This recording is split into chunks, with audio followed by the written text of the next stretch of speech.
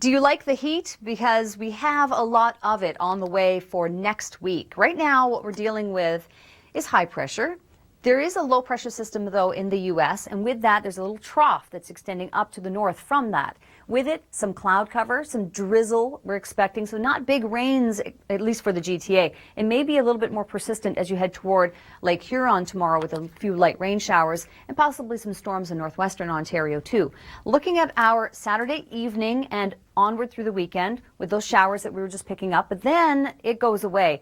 The north of Ontario is unsettled with rain, but we will be seeing rising temperatures. Look at next week. Humidex readings close to 40 by the time we get to Wednesday. Our storm risk with that as well, and some showers on Thursday. But again, it's building heat. That's really the story for the GTA. So earlier today we had an emergency when there was a food processing plant in Tecumseh, southwest Ontario. An ammonia leak sparked a fire, which of course led to an explosion.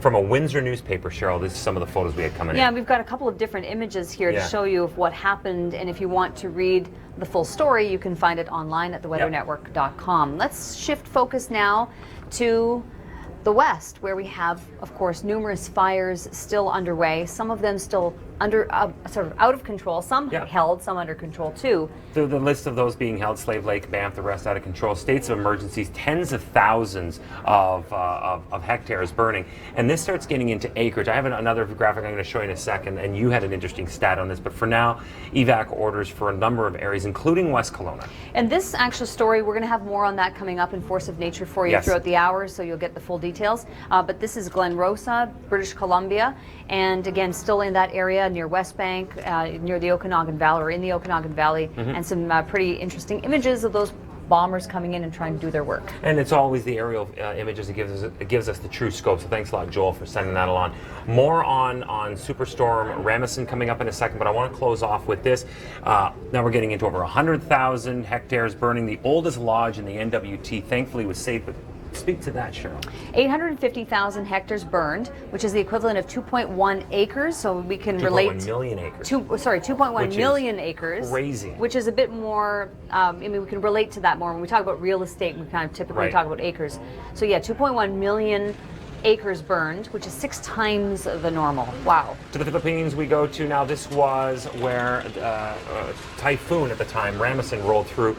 It really actually downgraded itself. It started to weaken to a category 1. It hit the South China Sea, and when it did that and started to make its way back towards Vietnam and then in through southern Hong Kong, it immediately exploded early this morning into a Cat 5. Yeah, so it became a super typhoon over the water and then made its way inland. And we actually can see now that as we head into Sunday, it'll be well inland here. But it is a very, very violent typhoon indeed.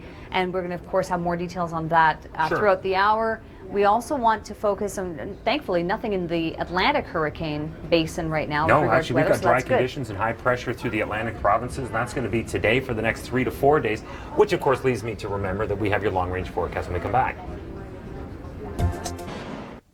Well, we may be a muggy city once again next week. I'll show you the numbers in a moment. Looking back to yesterday, we had temperatures sitting around low 20s, mid 20s. Overall, wasn't really a bad day. We look at our 7-day forecast and we can see that the temperatures will rise into the high 30s. That's how it's going to feel by next week. This weekend, on the other hand, what do we have in store? Well, let's check in first with Kevin at the Honda Indy and find out what it's like there.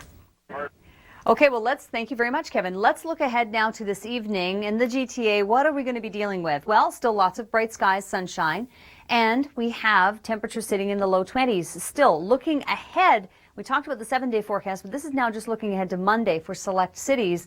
And we can see that we have a rise in the temperatures near, not quite to 30 degrees, but it's going to be awfully nice. Now, see all this precipitation through Saturday and possibly through Sunday.